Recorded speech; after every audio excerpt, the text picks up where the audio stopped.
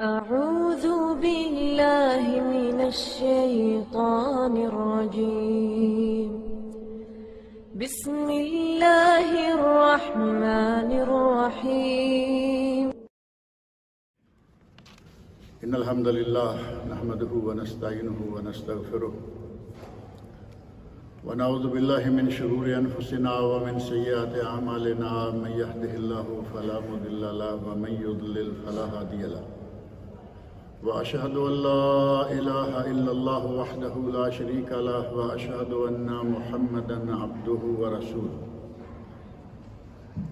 أما بعد فإن خير الحديث كتاب الله وخير الهدي هدي محمد صلى الله عليه وسلم وشر الأمور محدثاتها وكل محدثة بدعة وكل بدعة ضلالة وكل ضلالة في النار.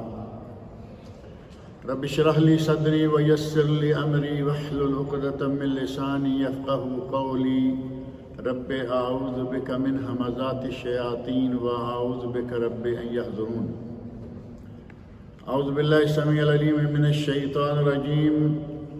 يا أيها الذين آمنوا لا ترفعوا أصواتكم فوق صوت النبي ولا تجهروا له بالقول كجهر بعضكم لبعض أن تحبط أعمالكم وأنتم لا تشعرون. لا تجعلوا دعاء الرسول بينكم كدعاء بعضكم بعضا.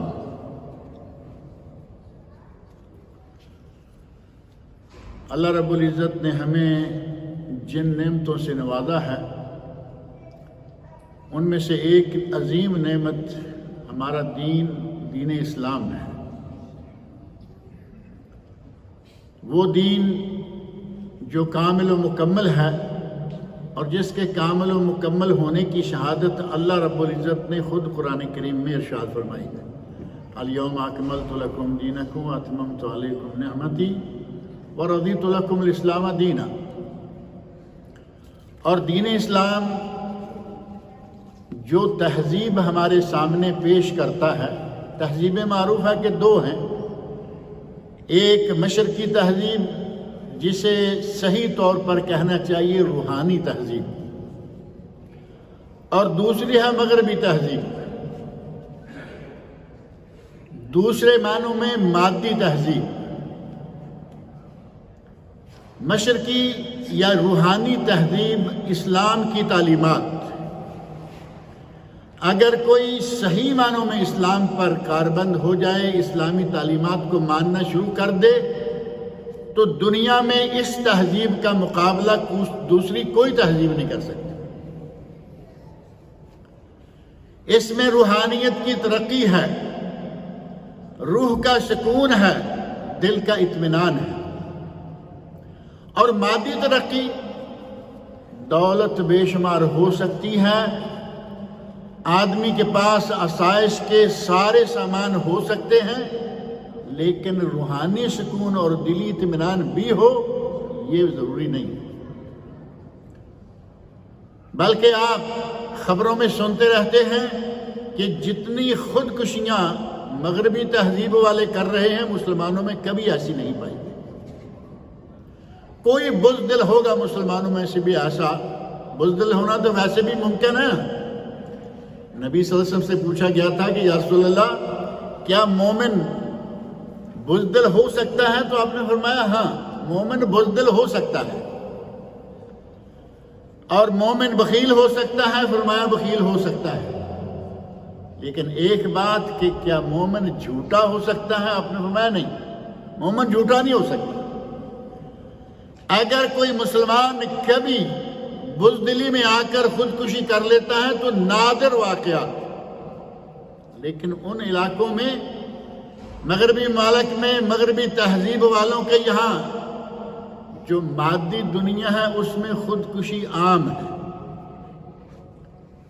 ان کے سامنے کچھ نہیں ہے. انہیں معلوم ہے کہ اگر کچھ ہے تو یہی ہے، آگے کچھ نہیں. اور ہمارے لیے یہ معمولی بات ہے. ہمارے لیے دنیا معمولی بات ہے، ایک اسٹیشن ہے جہاں تھوڑا سا رکنا ہے اور آگے منزل ہماری آگے ہے. اور بہت لمبی چوڑی اور نعمتوں سے بھری ہوئی ہمارے لیے ہماری آخری منزل انشاءاللہ جنت ہے۔ اللہ تعالی ہم سب کو جنت عطا فرمائے۔ مادی دنیا اور روحانی دنیا میں یہی فرق ہے کہ ان کے لیے آگے کچھ بھی نہیں اور ہمارے لیے آگے سارا کچھ۔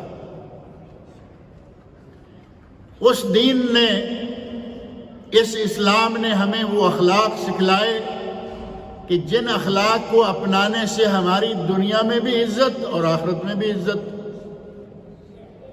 صرف یہی نہیں کہ دنیا میں عزت ملے گی، ساتھ اجر و ثواب ملے گا۔ آپ کو یہ معلوم ہے کہ بااخلاق آدمی دنیا میں ہر جگہ عزت پاتا ہے۔ مسلمانوں میں بھی اس کی عزت ہوگی، کافروں میں بھی اس کی عزت ہوگی، کیونکہ اس کا اخلاق اچھا ہے۔ اور نبی اکرم صلی اللہ علیہ وسلم فرماتے ہیں کہ قیامت کے دن میرے سب سے زیادہ قریب کون ہوگا؟ احاسنکم اخلاقا، جو لوگ سب سے اچھے اخلاق والے ہوں گے قیامت کے دن وہ میرے قریب ہوں۔ اور اسلام نے صفائی، ستھرائی، تجمل، تطیب، خوشبو لگانے، نہا دھو کے رہنے، اچھا لباس پہننے، ان سب چیزوں کا حکم دیا ہے نہیں؟ اور صحابہ کرام رضی اللہ عنہم کو نبی اکرم صلی اللہ علیہ وسلم نے، صحیح مسلم میں حدیث ہے، آپ ارشاد فرماتے ہیں کہ آدمی لا يدخل الجنت من کان فی قلبہ مثقال ذرۃ من کبر، وہ آدمی جنت میں داخل نہیں ہوگا جس کے دل میں ذرہ برابر، مثقال ذرہ، ذرہ تو آپ سمجھتے ہیں، باہر سے اندھیرے کمرے میں روشنی آ رہی ہو، اس روشنی میں کچھ حرکت کرتی ہوئی چیز نظر آتی ہے، نہ آپ پکڑ سکتے ہیں، نہ اکیلی کر کے دیکھ سکتے ہیں، یہ چیزیں ذرات ہیں۔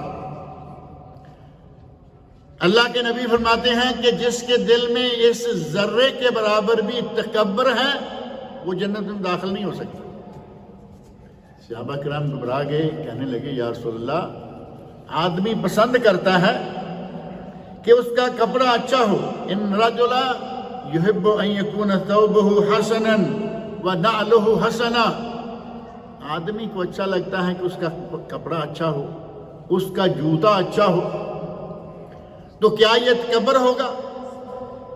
نبی اکرم صلی اللہ علیہ وسلم نے صحابہ کرام کے سوال پر جواب دیا، ان اللہ جمیل ویحب الجمال، میرے صحابہ اللہ خود جمیل ہے، اللہ خود خوبصورت ہے اور اسے خوبصورتی جمال پسند ہے۔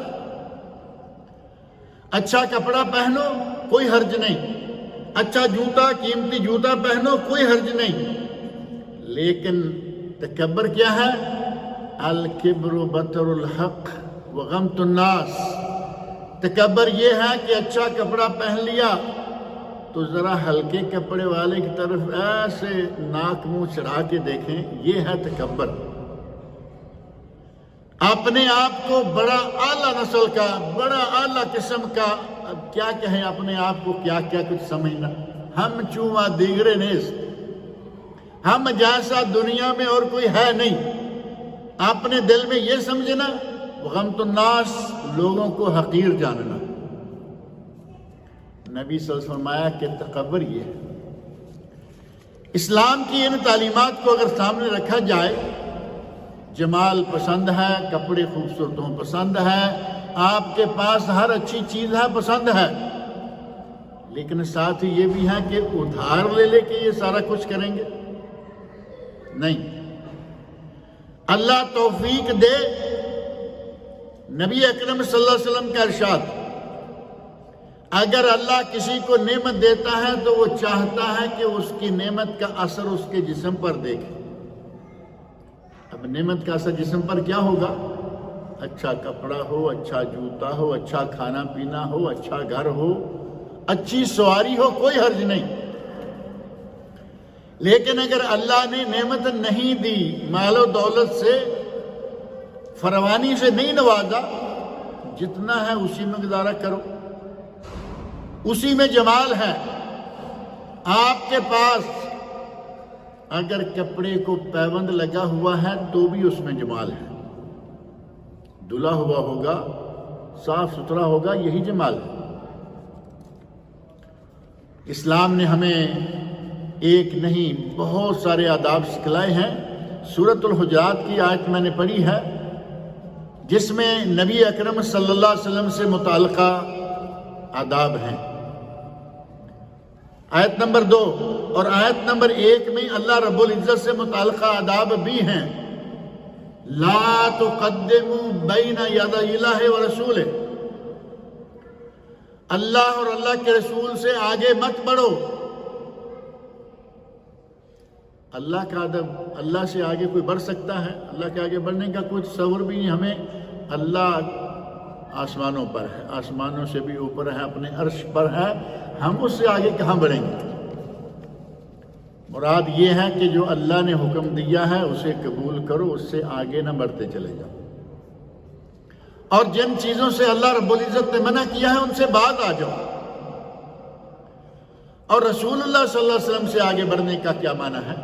نبی صلی اللہ علیہ وسلم سے تو اپنے صحابہ میں اس طرح رہا کرتے تھے کہ جیسے بالکل انہی میں سے ایک آدمی ہے، لیڈر ہے نہیں معلوم، بلکہ ایسا ہوا کہ باہر سے آدمی آیا آ کے پوچھتا ہے کہ تم میں سے نبی کون ہے؟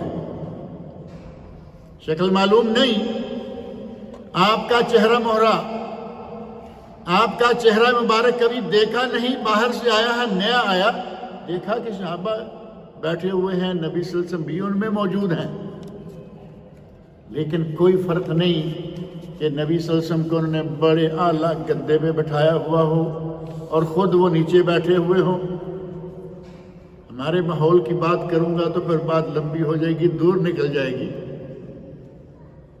یہاں وہ نہیں تھا، بالکل ایسا نہیں تھا، نہ پیروں کی شکل نہ مریدوں کی شکل، دونوں بالکل نارمل بیٹھے ہوئے ہیں۔ باہر سے آنے والے کو پتہ ہی نہیں چل رہا کہ یہاں پیر کون ہے۔ بتایا گیا کہ وہ نبی صلی اللہ علیہ وسلم ہے۔ اتنے زیادہ اب سفر میں ہوتے تو نبی اکرم صلی اللہ علیہ وسلم کبھی درمیان میں ہیں، کبھی آگے ہیں، کبھی پیچھے ہیں، کبھی چلتے پھرتے ایک کارواں جا رہا ہو تو یہ نہیں ہے کہ آپ صرف آگے ہی ہوں گے، پیچھے نہیں ہوں گے، کہیں ایسا نہ ہو کہ بے ادبی ہو جائے۔ ہمارے یہاں تو جہاں پیر بیٹھا ہوا وہاں پیچھا کر کے پھر نہیں نکل سکتے، الٹے پاؤں نکلنا ہوگا، لیکن یہاں ایسا کچھ نہیں۔ نبی اکرم صلی اللہ علیہ وسلم سب کے درمیان چل رہے ہیں۔ قافلہ آیا، حاجیوں کا قافلہ ہے، حجۃ الوداع کے موقع پر نبی اکرم صلی اللہ علیہ وسلم کے ساتھ بھی کچھ صحابہ ہیں۔ ایک کارواں آیا، آ کے پوچھا کہ تم لوگ کون ہو؟ کاروان والے نبی صلی اللہ علیہ وسلم کے ساتھیوں سے مل کے پوچھتے ہیں تم لوگ کون ہو؟ اور خاص نبی صلی اللہ علیہ وسلم نے سوال کیا آپ کون ہیں؟ تو آپ نے فرمایا کہ میں رسول اللہ ہوں، میں رسول اللہ ہوں۔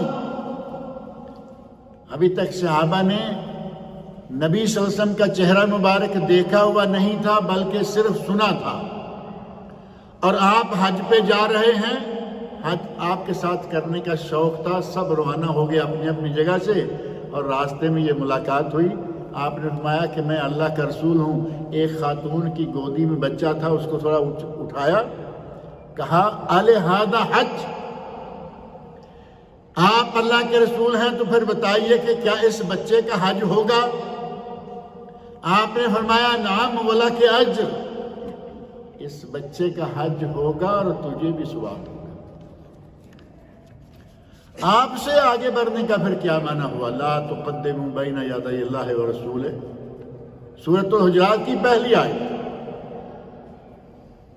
آپ سے آگے بڑھنے کا معنی بھی یہ ہے کہ جہاں آپ نے روکا ہے وہاں رک جاؤ، جہاں چلنے کا حکم دیا ہے وہاں چلو، جو کرنے کا حکم دیا کرو، جس سے منع کیا اس سے بعد آ جاؤ۔ یہ ہے لا تقدموا بین یدی اللہ ورسولہ۔ اللہ رب العزت نے ہمیں، نبی اکرم صلی اللہ علیہ وسلم نے ہمیں بہت سارے آداب سکھلائے ہیں۔ ان آداب میں سے اگر سب سے پہلے ادب مع اللہ، ہمیں اللہ کے ساتھ کس طرح آداب اپنانے چاہیے، اللہ کے ساتھ ہمارا رویہ کس طرح کا ہونا چاہیے، تو اس کی مثال ہمارے سامنے حضرت ابراہیم خلیل علیہ السلام نے بہترین مثال دے دی۔ آپ نے اپنے لوگوں سے کہا، جب پوچھا گیا نا، ایک تو واقعہ وہ بڑا مشہور ہے نا، جب بت توڑے وہ لوگ میلے میں گئے اور ان کے بتوں کی، ان کے خداؤں کی تباہی فناہی کر دی اور کلہارا بڑے کے کندھے پہ رکھ دیا۔ آپ ویسے ارشاد فرماتے ہیں، الذی خلقنی فہو یہدین، جس نے مجھے پیدا کیا ہے، جس نے مجھے بنایا ہے، وہ مجھے ہدایت بھی دے گا۔ والذی یطعمنی ویسقین، اور وہی ہے جو مجھے کھلاتا بھی ہے اور پلاتا بھی ہے۔ اللہ کی ذات پر ایمان اس انداز سے اور خاص ادب اپنایا۔ اگلی آیت میں، یہ سورۃ الشعراء کی آیت نمبر 78، 79 اور 80،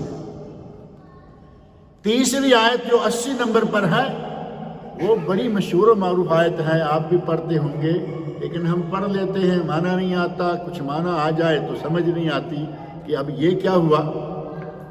وَإِذَا مَرِضْتُ فَهُوَ يَشْفِينِ، جب میں بیمار ہو جاؤں تو وہ مجھے شفا دیتا ہے۔ اب یہاں ابراہیم علیہ السلام نے اللہ کے لیے کون سا ادب اختیار کیا؟ یہ نہیں کہا کہ جب وہ مجھے بیمار کرتا ہے تو وہی مجھے شفا دیتا ہے۔ عربی میں الفاظ بڑی آسانی سے کہے جا سکتے ہیں۔ فَإِذَا أَمْرَضَنِي، اگر وہ مجھے بیمار کرے، فَهُوَ يَشْفِينِ، تو وہی مجھے شفا دیتا ہے، یہ نہیں کہا۔ اللہ کے لیے ادب کا وہ کلمہ استعمال فرمایا کہ جب میں بیمار ہو جاؤں۔ بیماری کس کی طرف سے ہے؟ اللہ کی طرف سے۔ شفا کس کی طرف سے ہے؟ اللہ کی طرف سے۔ لیکن اہل علم کا، اہل عقیدہ صحیحہ کا، مسلمانوں کا عقیدہ ہے کہ کوئی برا کام اللہ کی طرف منسوب نہ کرو، خیر، بھلائی، نیکی اور احسان، یہ جتنے کام ہیں اللہ کی طرف نسبت کر دو۔ وہ مجھے کھلاتا ہے، وہ مجھے پلاتا ہے، وہ مجھے ہدایت دیتا ہے۔ جب باری آئی بیماری کی تو یہ نہیں کہا کہ وہ مجھے بیمار کرتا ہے، کہا جب میں بیمار ہو جاتا ہوں۔ اسی طرح کا ادب حضرت خضر علیہ السلام نے اختیار کیا۔ خضر علیہ السلام کا واقعہ بڑا طویل ہے، معروف ہے۔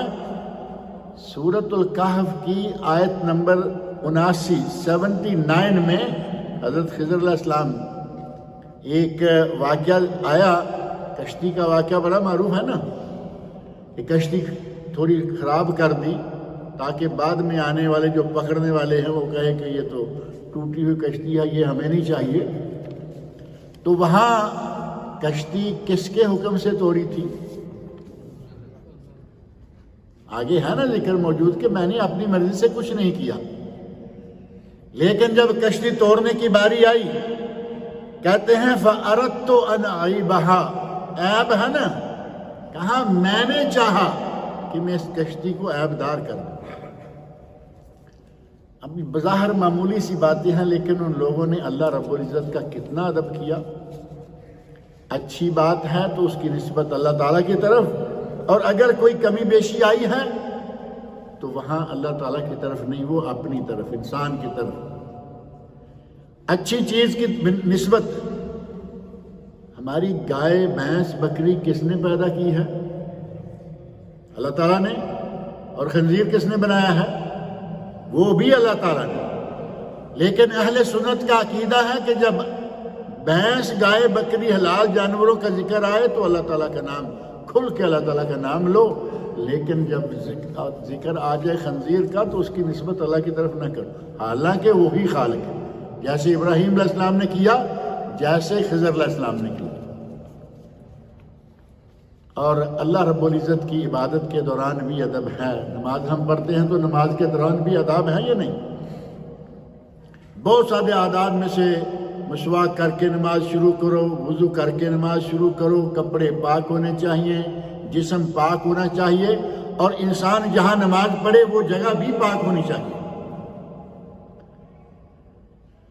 اور قرآن کریم میں اللہ رب العزت نے خود ارشاد فرمایا ہے، یا بنی آدم خذوا زینتکم عند کل مسجد، اے بنی آدم جب بھی نماز پڑھنے لگو، مسجد سجدے کی جگہ پہ آؤ، سجدہ کرنا کا ارادہ کرو، نماز پڑھنے لگو، خذوا زینتکم، تو زینت اختیار کرو۔ اللہ کے لیے عبادت کا ادب یہ ہے کہ آدمی زینت اختیار کرے۔ اب بتائیے زینت کیا ہے؟ ہر وہ کپڑا، ہر وہ انداز جس انداز سے آپ اپنے باس کو ملتے ہیں وہ زینت ہوگی۔ ہر وہ کپڑا، ہر وہ آپ کے جسم کا انداز جس سے آپ اپنے سسرال میں جا سکتے ہیں وہ یقیناً زینت ہوگی۔ اب اس بات کو سمجھنے کے لیے چھوٹی سی ایک مثال ہے۔ ٹریک سوٹ پہنا ہوا ہے، سیر کرتے ہوئے آیا ہے، تو کیا کہے گا کہ میں اسی میں تھوڑا اپنے سسرال والوں سے بھی ہو کے آ جاؤں؟ جائے گا ادھر؟ نہیں، میں تو بدل کے کپڑے چینج کر کے آتا ہوں۔ اور مسجد میں آنے کے لیے کوئی چینج کی ضرورت محسوس نہ کریں، گیم کھیلتے ہوئے سیدھا یہاں۔ رات کو سویا تھا، سوتے ہوئے سلیپنگ سوٹ پہن لیا، کوئی بات نہیں ہے، رات ہے، سونا ہے، اپنا بیڈ ہے، آپ جانیں۔ سلیپنگ سوٹ پہنا ہوا ہے، اذان ہوئی، اٹھا، نمازی ہے، ایک اچھی بات یہ بھی ہے اس میں کہ ہے نمازی۔ اذان ہوئی، اٹھا، وضو کیا، اسی سلیپنگ سوٹ میں مسجد میں آ گیا۔ کیا یہ سوٹ مسجد کے لائق ہوگا؟ اس طرح کا سوٹ پہن کے وہاں جائے گا جہاں میں نے پہلے ذکر کیا؟ بار بار کہوں گا تو کہیں گے سسرال کی بات کر۔ خذوا زینتکم عند کل مسجد، جب بھی عبادت نماز پڑھنے لگو زینت اختیار کرو۔ یہ زینت نہیں ہے کہ آپ سلیپنگ سوٹ میں مسجد میں آ جائیں، ٹریک سوٹ، سپورٹ سوٹ، کسی بھی طرح کا کپڑا پہنیں اور مسجد میں چلے آئیں۔ مسجد میں آنے کے لیے خوب تیاری کریں، اچھا لباس پہنیں، مسواک کریں، اچھی طرح وضو کریں۔ مسجد میں آ گئے، ایک کام مسجد میں آ کے ہم کرتے ہیں، یہاں تو نہیں ہوتا، نہ نظر ہی آتا ہے، لیکن پاکستان میں، انڈیا میں کسی بھی مسجد میں جائیں تو آپ کو ٹوپیوں کی بڑی مقدار ملے گی، لائن لگی ہوئی ٹوپیاں۔ اگر اچھی ٹوپی ہے ٹھیک ہے، پہن کے آؤ گھر سے، اور اچھی ٹوپی اگر کہیں مسجد میں مل جائے تو بھی کوئی حرج نہیں ہے، ٹھیک ہے، آپ کو بغیر ٹوپی کے نماز پڑھنے کا مزہ نہیں آتا، پہن لیجیے۔ لیکن ہماری مسجدوں میں ایسی ٹوپیاں دیکھی گئیں، ٹوٹی ہوئی، درمیان سے کھجور کے پتا اس طرف لٹک رہا ہے، اور اتنا حصہ جو ٹوپی کا ہوتا ہے نا، یہ دائرہ نیچے والا، طرح طرح کے تیل لگ کے اس کا رنگ بدلا ہوا ہے۔ اس ٹوپی کو زینت سمجھیں گے آپ؟ اللہ رب العزت نے قرآن میں فرمایا خذوا زینتکم عند کل مسجد، اور آپ ایک گندی سی ٹوپی، ٹوٹی پھوٹی ٹوپی پہن کے نماز پڑھ رہے ہیں۔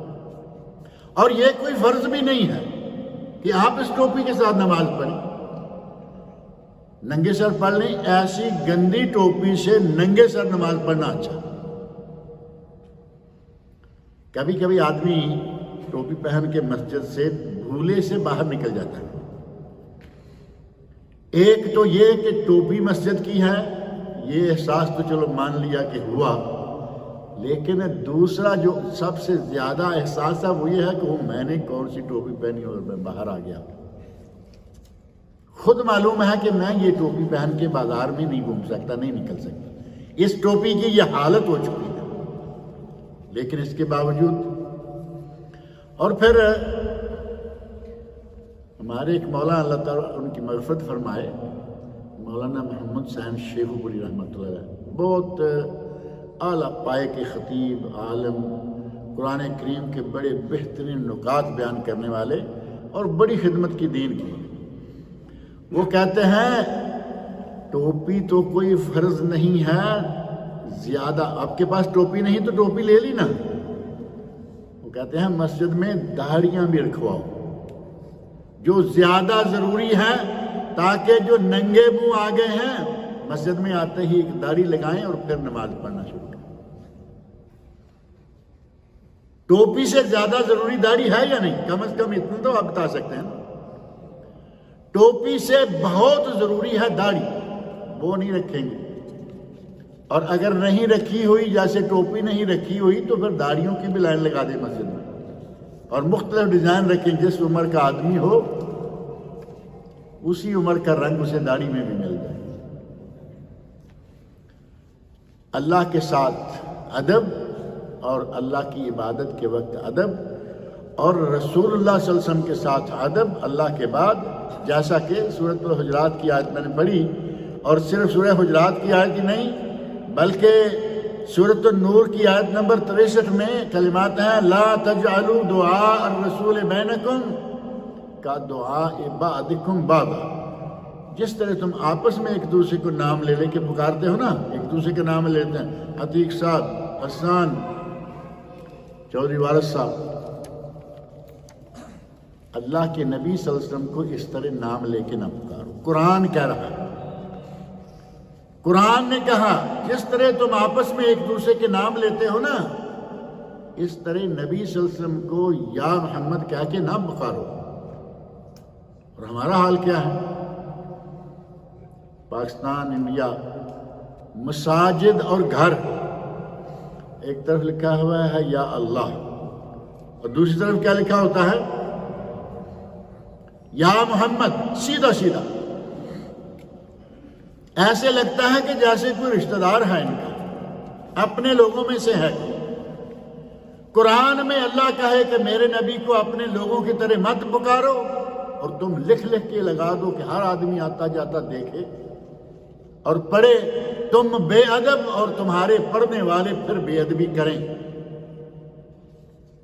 قرآن نے سورۃ نور میں یہ الفاظ ہیں، اور سورۃ الحجرات میں یا ایھا الذین آمنوا لا ترفعوا اصواتکم فوق صوت النبی، میرے نبی کی آواز سے اونچی آواز مت کرو۔ پہلی بات، آج نبی اکرم صلی اللہ علیہ وسلم نہیں ہے، اہل سنت کا عقیدہ ہے کہ نبی صلی اللہ علیہ وسلم کی قبر مبارک کے پاس اپنی آواز بلند مت کرو۔ زندگی میں ادب ہے، زندگی کے بعد بھی ادب کرو۔ وَلَا تَجْهَرُوا لَهُ بِالْقَوْلِ كَجَهْرِ بَعْضِكُمْ لِبَعْضٍ، آپ کو اس طرح نہ پکارو، اس طرح آپ کو آواز نہ دو جس طرح کہ تم آپس میں ایک دوسرے کو آواز دیتے ہو۔ أَن تَحْبَطَ أَعْمَالُكُمْ وَأَنْتُمْ لَا تَشْعُرُونَ، کہیں غیر شعوری طور پر تمہارے اعمال برباد نہ ہو جائیں۔ اور ہم یا اللہ یا محمد ایسے اس انداز سے نبی صلی اللہ علیہ وسلم کا نام لیں گے کہ جس طرح بالکل کوئی عام سا آدمی ہے۔ قرآن کریم میں اللہ رب العزت نے اکیلا محمد کا لفظ استعمال نہیں کیا، محمد الرسول اللہ، سورۃ الفتح میں ہے نا، محمد الرسول اللہ والذین آمنوا معہ، محمد رسول اللہ کہو کوئی بات نہیں، نبینا محمد کہو کوئی بات نہیں، ہمارے نبی محمد صلی اللہ علیہ وسلم کوئی بات نہیں۔ لقب کے ساتھ نبی اکرم صلی اللہ علیہ وسلم کا اسم گرامی لوگے تو کوئی عرض نہیں، لیکن اکیلا محمد، آپ نے تو نبی صلی اللہ علیہ وسلم کو ایک عام آفیسر کا درجہ بھی نہیں دیا، وہاں آپ سر، جناب اور یہ وہ کہیں، اور جب نبی صلی اللہ علیہ وسلم کی باری آئے تو پھر ایسے پکاریں۔ بعض جوشیلے خطیب، بڑکیلے خطیب، ان کے آپ سنیں گے صحابہ کا نام لیے جا رہے ہیں رضی اللہ عنہم، کوئی نہیں۔ بار بار محمد نے کہا، محمد نے فرمایا، محمد پہ نازل ہوا، صلی اللہ علیہ وسلم کوئی نہیں۔ اور اکیلا محمد، خطیب ہو، امام ہو، میں ہوں، آپ، نبی صلی اللہ علیہ وسلم کے اسم گرامی کو ایسے کہنا یہ بے ادبی ہے، ناجائز ہے۔ اور اتنی بڑی بے ادبی ہے کہ اللہ رب العزت فرما رہے ہیں ان تحبط اعمالکم وانتم لا تشعرون، کہیں ایسا نہ ہو کہ غیر شعوری طور پر تمہارے، انتم لا تشعرون کا معنی کیا ہے؟ کہ تمہیں پتہ بھی نہ ہو، تمہارے نبی صلی اللہ علیہ وسلم کی بے ادبی کرنے کے نتیجہ میں تمہارے اعمال برباد ہو جائیں اور تمہیں خبر بھی نہ لگے۔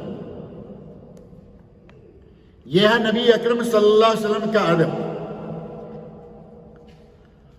اور نبی صلی اللہ علیہ وسلم پر جو اللہ رب العزت نے اپنا قرآن نازل فرمایا اس کا ادب بھی بتایا گیا۔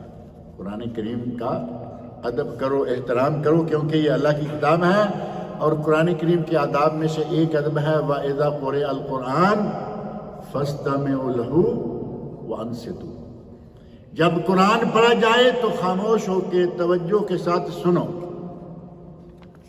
ہمارے یہاں ایک بڑی عادت ہو چکی ہے کہ قرآن لگا دیا، گاڑی میں لگا دیا، گھر میں لگا دیا، دکان میں لگا دیا، قرآن لگایا ہوا ہے، توجہ نہیں ہے، غور سے سن نہیں رہے ہیں۔ بے ادبی ہوگی یا نہیں ہوگی؟ اگر توجہ سے سن رہے ہیں، غور سے سن رہے ہیں، قرآن لگایا ہوا ہے اور کوئی کام کر رہے ہیں، کوئی حرج نہیں ہے، کیونکہ کام آپ ہاتھ اور آنکھ سے کر رہے ہیں، توجہ آپ کی وہاں ہے۔ اگر کوئی اس طرح کرتا ہے کہ وہ کام بھی کیسا، باتیں کر رہا ہے، ڈیلنگ کر رہا ہے لوگوں کے ساتھ، دکان اپنی جو ہے وہ چلا رہا ہے، اور اسی دوران قرآن کریم کی تلاوت بھی چل رہی ہے، تو بے ادبی ہے یا نہیں ہے؟ برکت، صرف یہ ہمارا ٹارگٹ یہ ہے کہ قرآن کی وجہ سے برکت ہو جائے گی، ہمارے یہاں گاہک بڑھ جائیں گے، شام کو کیا کہتے ہیں روکڑا اچھا ہو جائے گا۔ قرآن کریم کی بے ادبی کر کے روکڑا کرتے ہیں۔ یقین جانے کہ ہمارے پاک و ہند میں قرآن کریم کا اتنا ادب و احترام ہے، یہاں یقیناً اس سے کم ہے، لیکن ہم نے کچھ ایسے معیار بنائے ہوئے ہیں،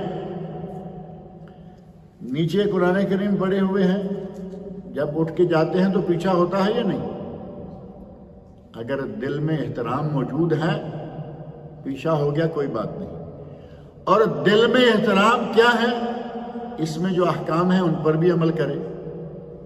احترام صرف یہ تو نہیں کہ پکڑا چوما، تلاوت کی رکھ دیا، نہ معنی کا پتہ، نہ مفہوم کا پتہ، اللہ کا پیغام کیا ہے کوئی پتہ نہیں، لیکن پیچھا کرنے کو تیار نہیں، اور پیچھا کرنے سے ڈرتے ہوئے قرآن کریم کو اٹھا کر وہاں رکھیں گے جہاں وہ بورڈ لگا ہوا ہے، وہاں کوئی طاق ہے، کوئی جگہ بنی ہوئی ہے، وہاں قرآن کریم کو رکھیں گے۔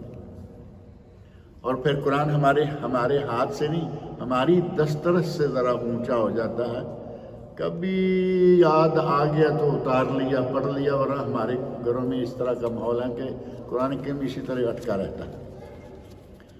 ادب ہے، لیکن اگر کرو، دل سے کرو۔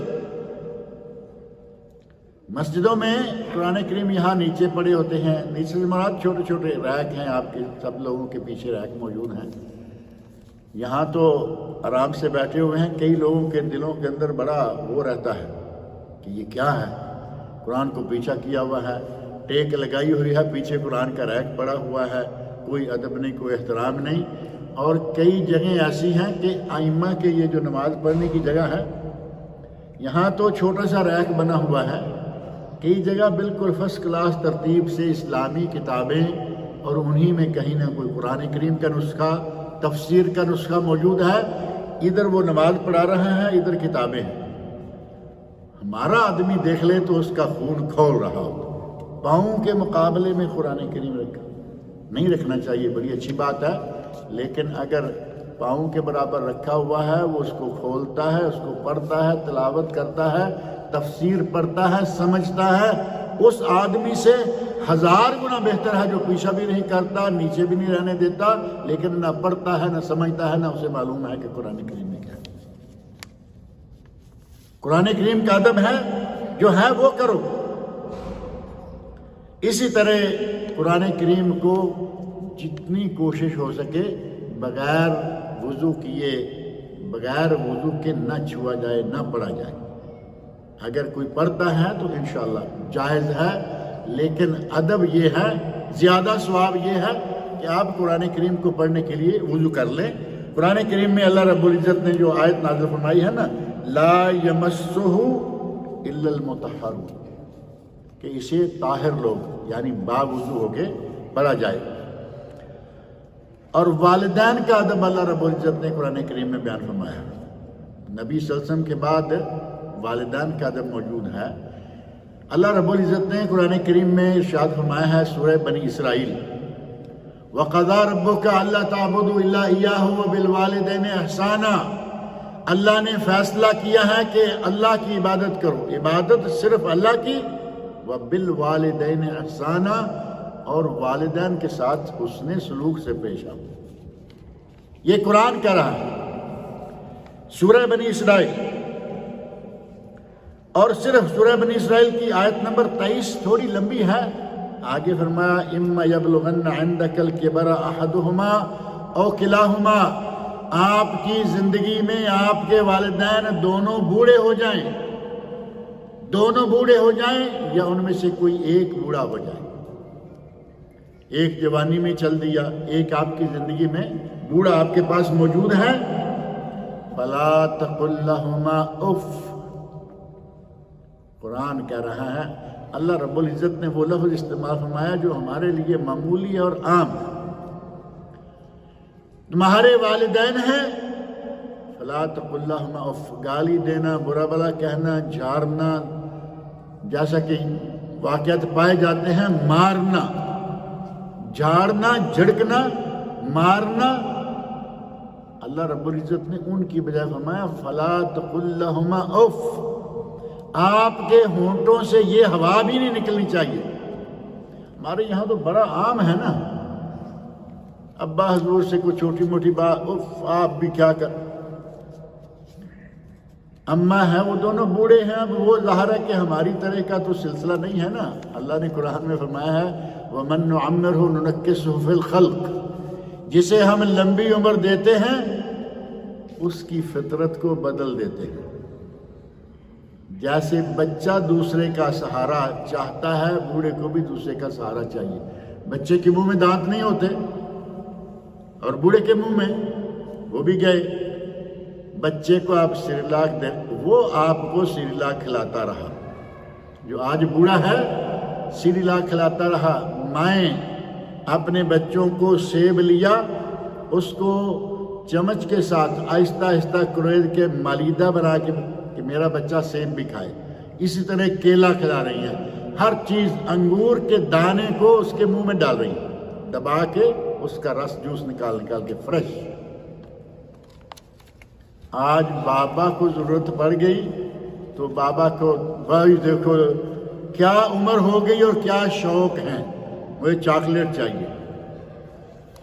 بابا نے چاکلیٹ مانگ لیا، ساری عمر اس بابا کی پیسے سے چاکلیٹ کھا کھا کے اس نے اپنے دانت خراب کر لیے تھے، آج بابا کو چاکلیٹ لانے کے لیے تیار۔ بچے کا جی چاہتا نا چاکلیٹ، بابا کا بھی چاہتا ہے۔ بچہ نہیں کھا سکتا، بابا بھی نہیں کھا سکتا، بچہ نہیں چل سکتا، بابا بھی نہیں چل سکتا۔ وَمَن نُعَمِّرْهُ نُنَكِّسْهُ فِي الْخَلْقِ، سورہ یاسین۔ اللہ نے فرمایا کہ ان دو شخصیتوں کو تم اف بھی نہیں کہہ سکتے۔ بدبخت لوگ ایسے موجود ہیں، پائے گئے ہیں کہ وہ گالیاں دیتے، اف تو دور کی بات، گالیاں دیتے، بلکہ ایسے واقعات موجود ہیں کہ بعض لوگوں نے اپنے ماں باپ کو مارا،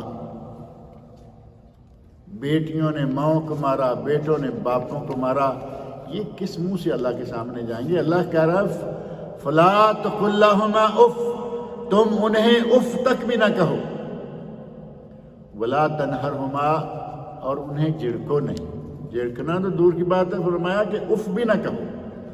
وَقُلْ لَهُمَا قَوْلًا كَرِيمًا، ان کے ساتھ پیار سے، نرمی سے اچھی بات کرو۔ وَاخْفِضْ لَهُمَا جَنَاحَ الذُّلِّ مِنَ الرَّحْمَةِ، عزت کے ساتھ، احترام کے ساتھ، نرمی کے ساتھ ان کے سامنے اپنے بازوؤں کو بالکل جھکا کے رکھو۔ ماں باپ کے سامنے اکڑفو نہیں، بلکہ ان کے سامنے بالکل عاجزی کے ساتھ، جب ماں باپ سامنے ہوں تو پھر عاجزی کے ساتھ ان کے ساتھ پیش آؤ۔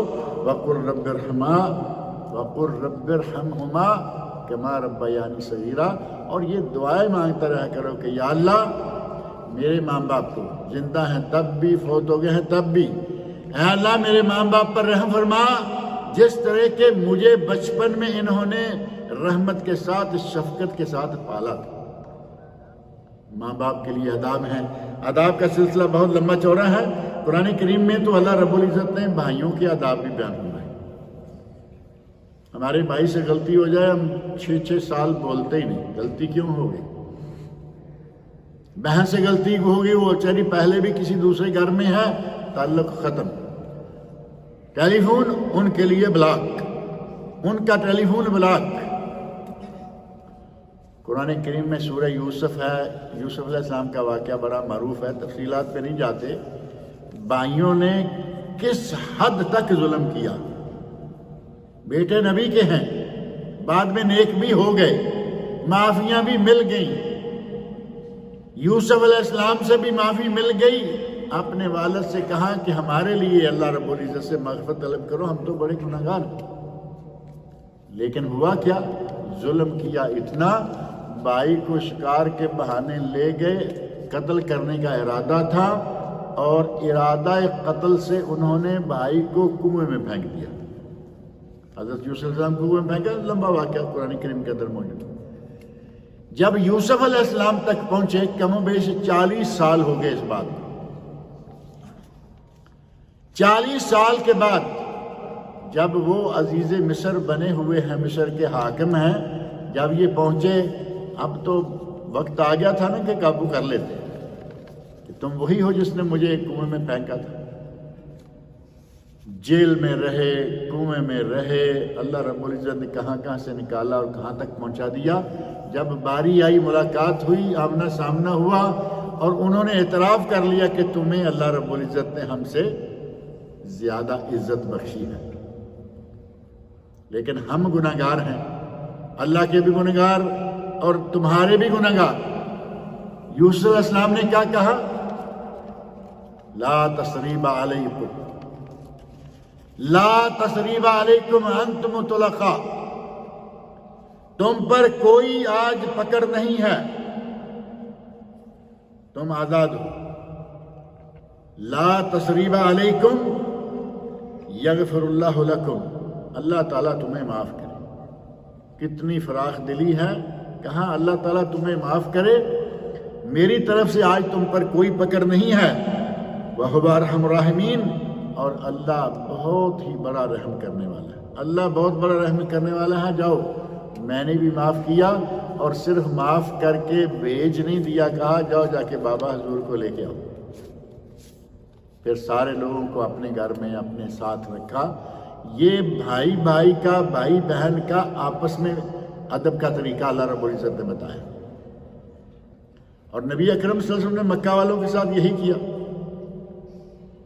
یہی کلمات فرمائے، لا تثریب علیکم، آج تم پہ کوئی پکڑ نہیں ہے، تم نے ہمارے ساتھ جو کیا سو کیا۔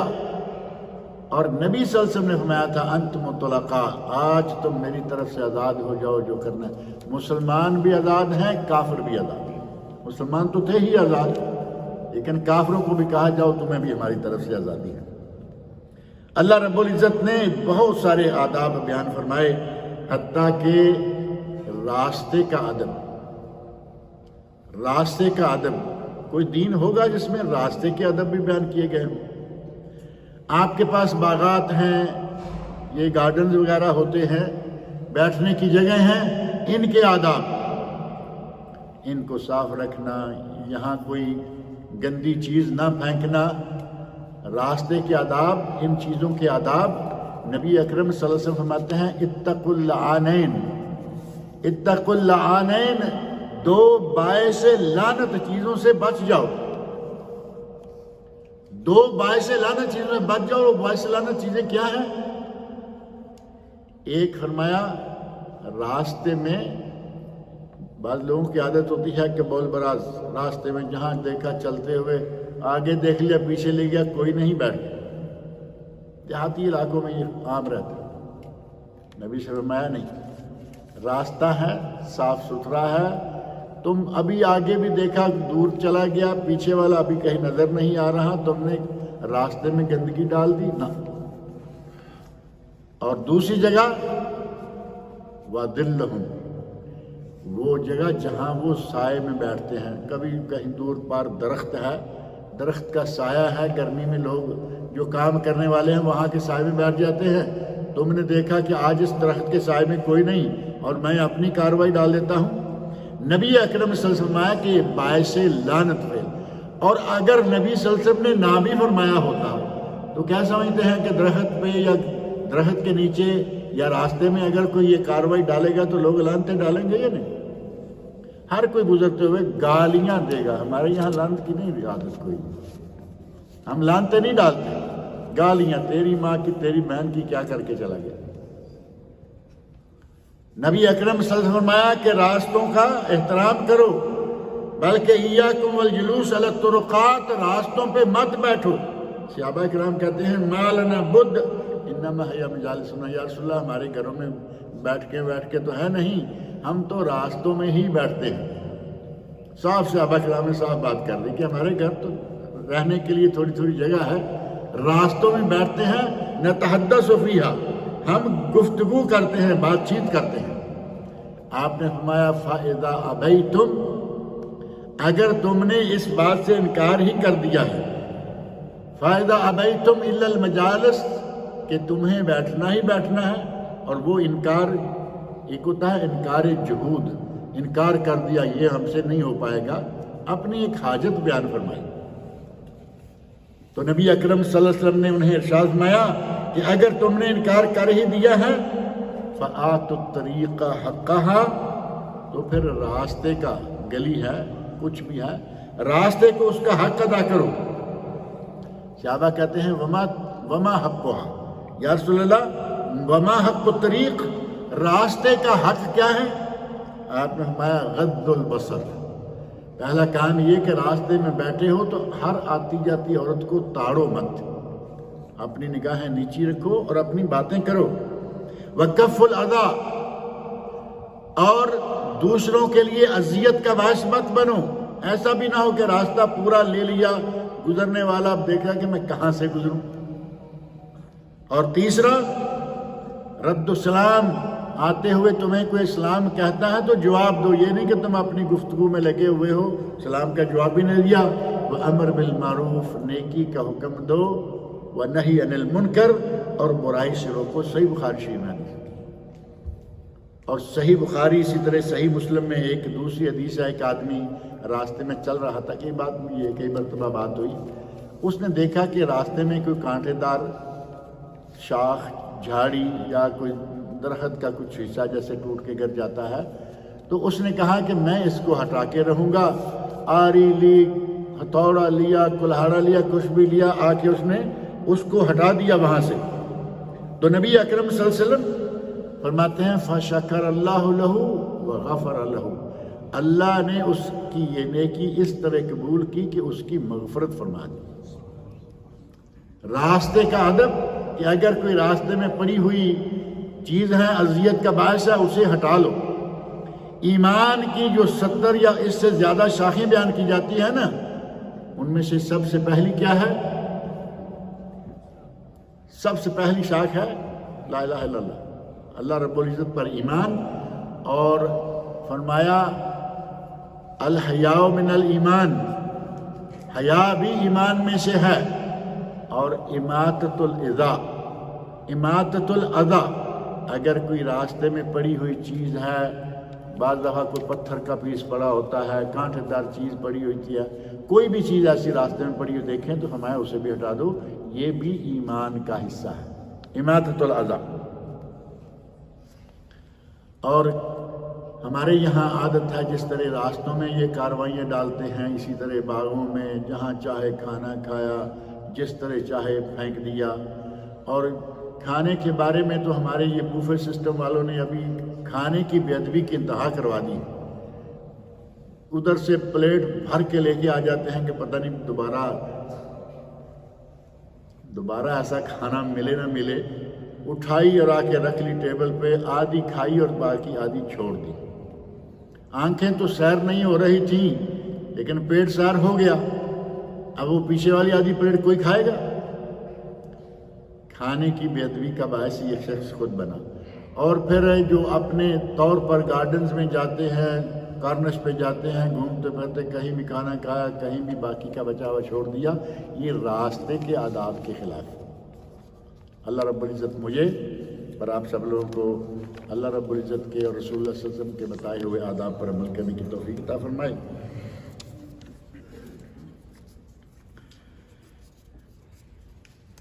پاکستان میں لے پلک بیٹے کے اسکول والے بچے کے ساتھ اس کا باپ جو اسے لینے آتا ہے اور دیگر رشتہ داروں میں بھی معروف ہے، ساتھ اس کے نام کے ساتھ نہ پکارنے کو معیوب سمجھتے ہیں۔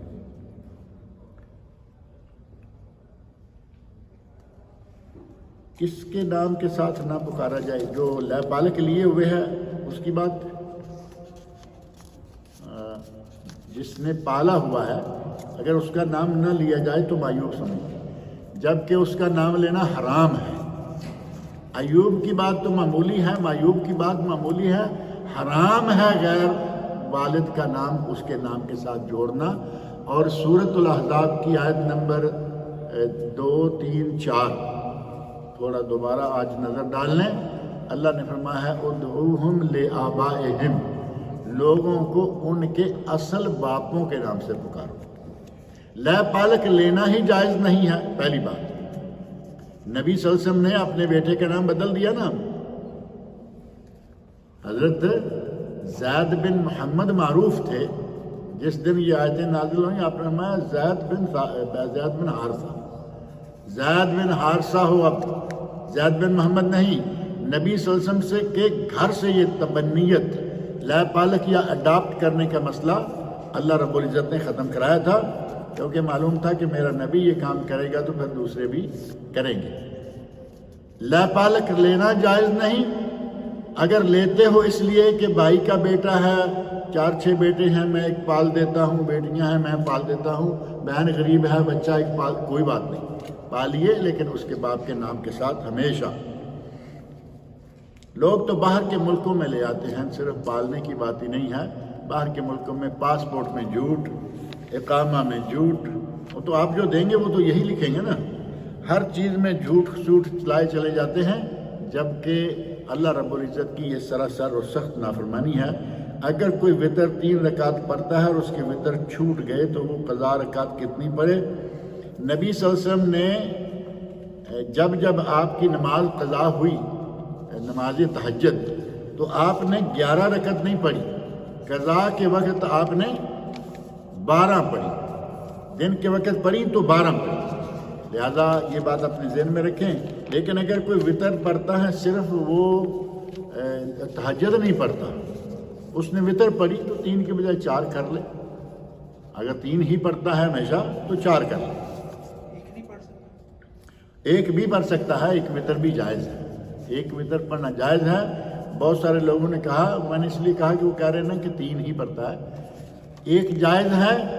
اور ہمارے مولویوں میں سے بہت سارے لوگوں نے کہا کہ ایک جو ہے یہ دم کٹی نماز ہے، صلاۃ مطیرہ، یہ مولویوں کا فتویٰ ہے۔ اور رسول اللہ صلی اللہ علیہ وسلم کیا فرما رہے ہیں؟ صحیح مسلم، بخاری شریف، مسلم شریف کا درجہ قرآن کریم کے بعد بخاری شریف اور اس کے بعد ہے مسلم۔ مسلم میں یہ حدیث موجود ہے کہ تم وتر پڑھ رہے ہو، تہجد پڑھ رہے ہو، تہجد 2 کر کے پڑھتے رہے، اگر خطرہ ہو کہ اگر میں نے 2 رکعتیں اور پڑھی تو اذان ہو جائے گی، آپ فرماتے ہیں 1 رکعت پڑھ لے، اس کی پہلی جتنی رکعتیں ہیں وہ ساری وتر ہو جائیں گی۔ 1 رکعت صحیح حدیث میں نبی صلی اللہ علیہ وسلم فرمائیں کہ پڑھ لو، اور مولوی کہے دم کٹی نماز ہے، اس مولوی کا کیا کریں؟